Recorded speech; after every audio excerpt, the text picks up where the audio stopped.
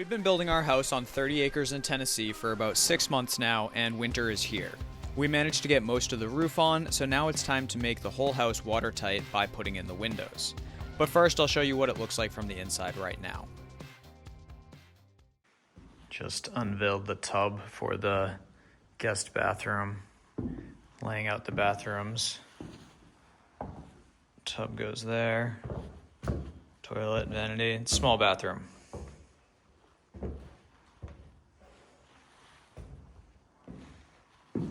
And then the master bedroom.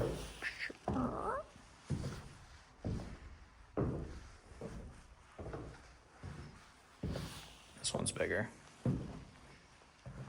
Vanity, shower, toilet nook.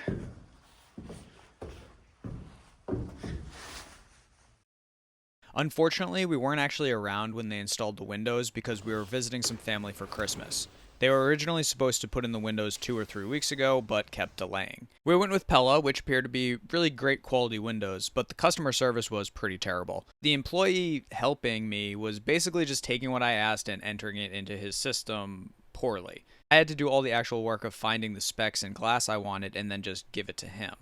I'm not sure if he couldn't read well or just refused to read past 3 lines of an email, but it was a lot of asking me to repeat myself in writing, which didn't make much sense to me since I basically just had to go to an earlier email and copy and paste because he refused to scroll up and reread what I had already asked for.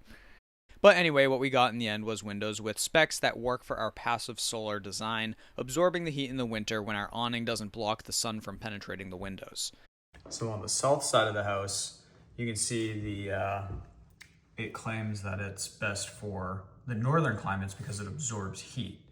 What we did was have that overhang so that in the summer, no sun will be coming in here. So even though it would be too hot if there was sun, there won't be any sun coming in because it'll be higher in the sky. Solar heat gain coefficient is 0.47, which I think means 47% of the heat from the sun is gonna come through it. You actually really want even higher than that, but this was basically the best we could find without really... I spent a lot of time trying to find just these windows, so I at some point had to just accept what I could get. All the ones that open, we got casement windows. So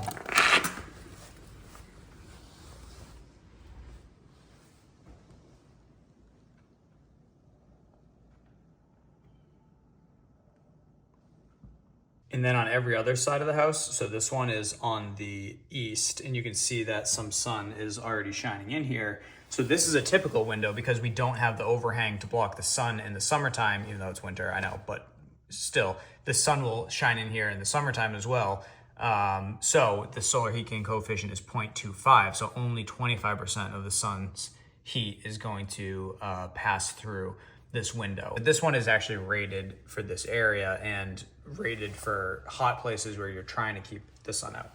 Same thing on the south side with these big picture windows. We got a little higher solar heat gain coefficient here, 0.51, and this back window where sun does come in the summertime late in the day because it's actually setting north of the equator, so you actually do get a little sun in here. And this solar heat gain coefficient is 0.31, so only 31% of the sun's heat is going to come through here. The U factor measures how good the insulation is across the entire window frame, glass, everything. A U factor under 0.25 means very little heat or cold is transferred between inside and outside. Let me know in the comments if you want me to dive into this in a little bit more detail in a dedicated video, and I'll add a link to another video in the description where I go over our passive solar design with a little bit more detail.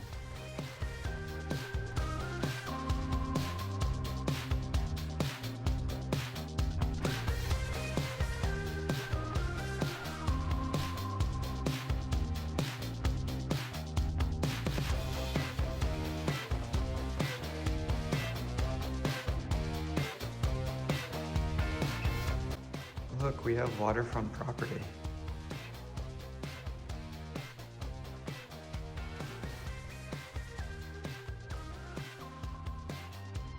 So in a somewhat anticlimactic video, since I don't have the footage of the actual install, yes, we got the house watertight before the new year.